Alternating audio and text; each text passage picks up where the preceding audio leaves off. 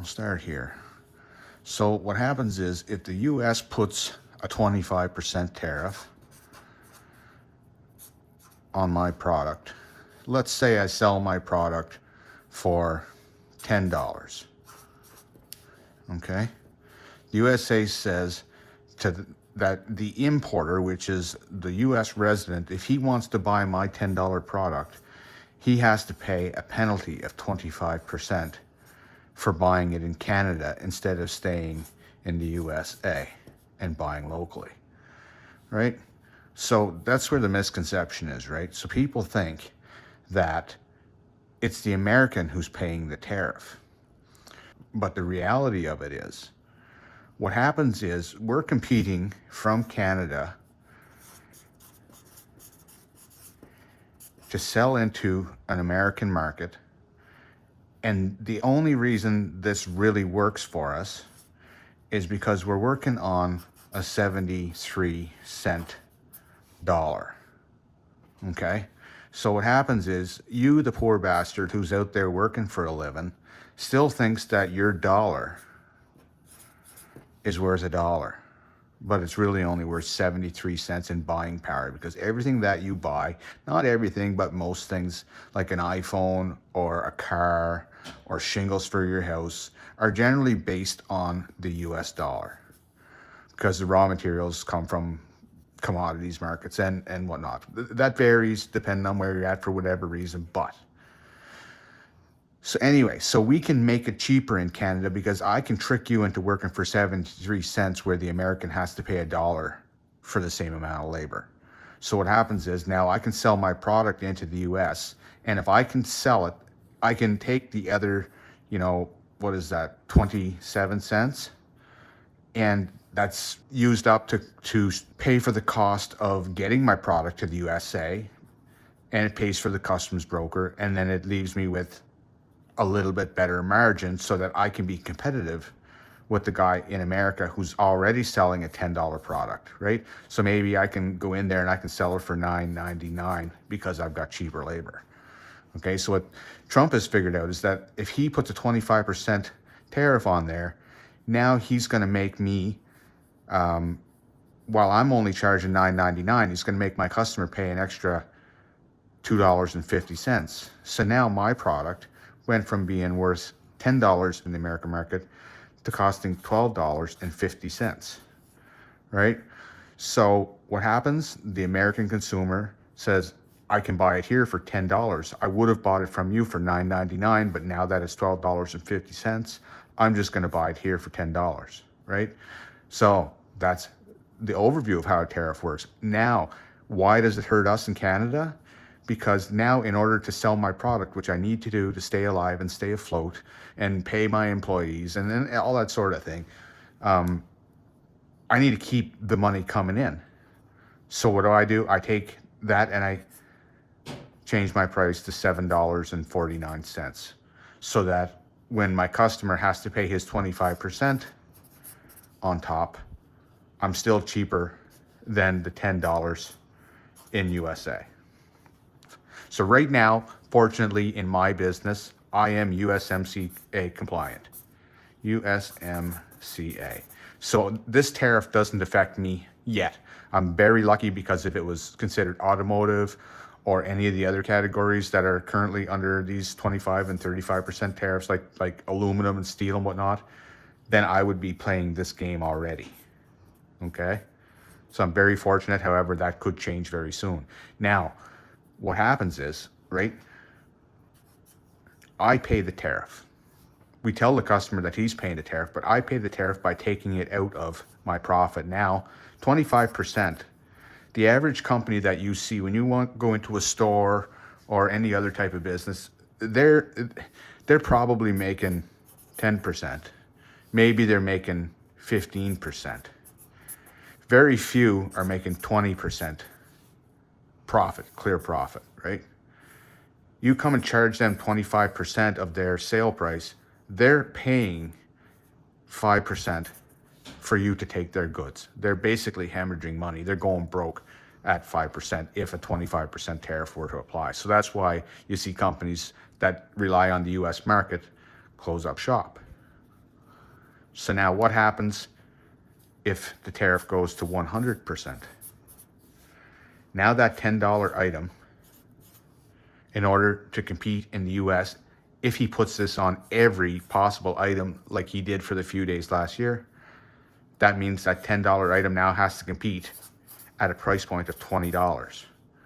So if I apply the same logic to this, I have to reduce my product by $10 in order to be competitive with the price in the US, which means if I reduce my price from $10 so that we can pay the tariff, I have to give my product to somebody for free, right? And probably I even have to pay them to take it. Obviously, that doesn't work, right?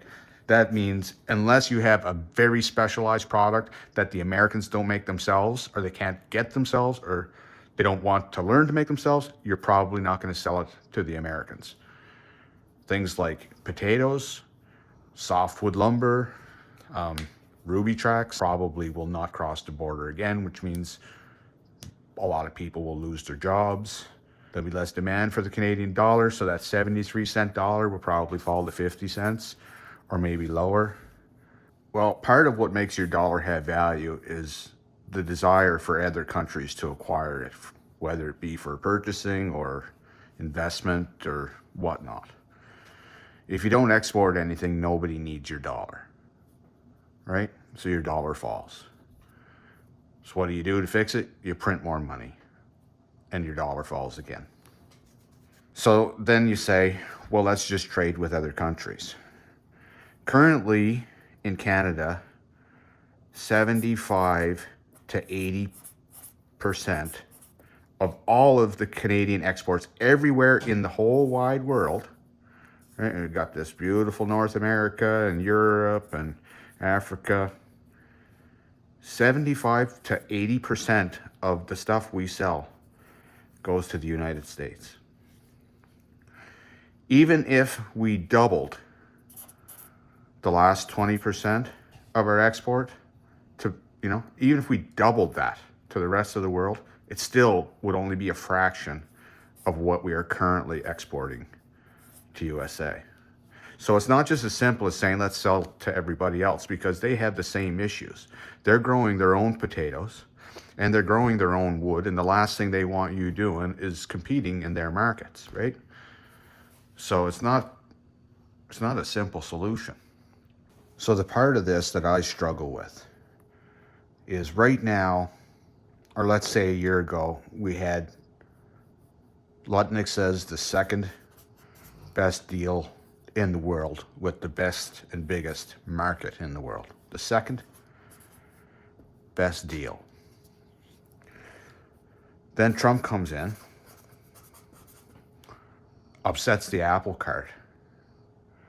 And our politicians have us convinced that for moral reasons or ethical reasons, or ultimately because we just don't like Donald Trump, that we should forego the second best deal in the world for trade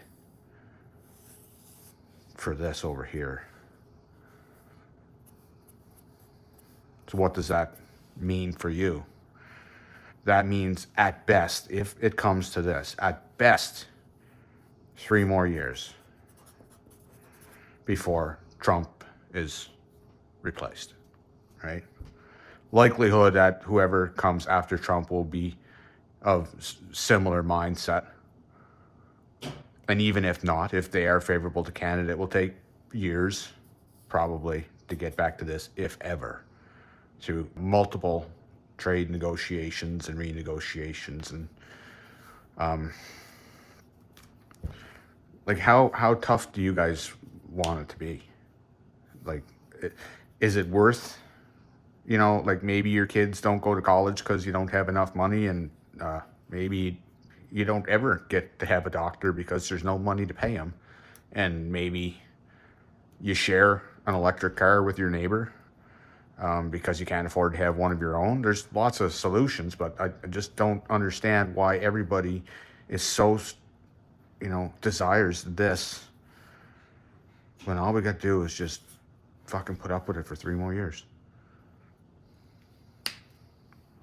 Let's say we have the second best deal currently with the United States.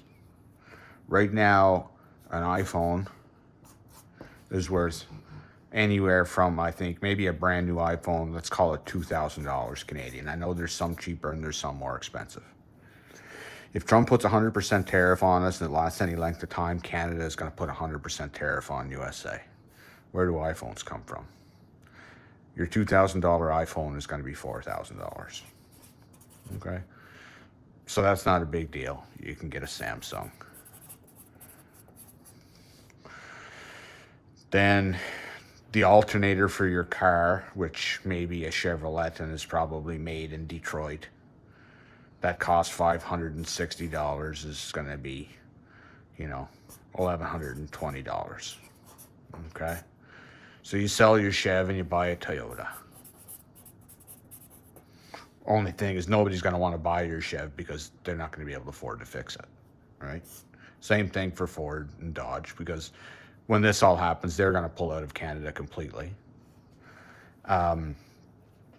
Anything that was coming out of USA that you've grown accustomed to, whether it be your makeup or your hair care products, a lot of your electronics, a lot of your tools are going to double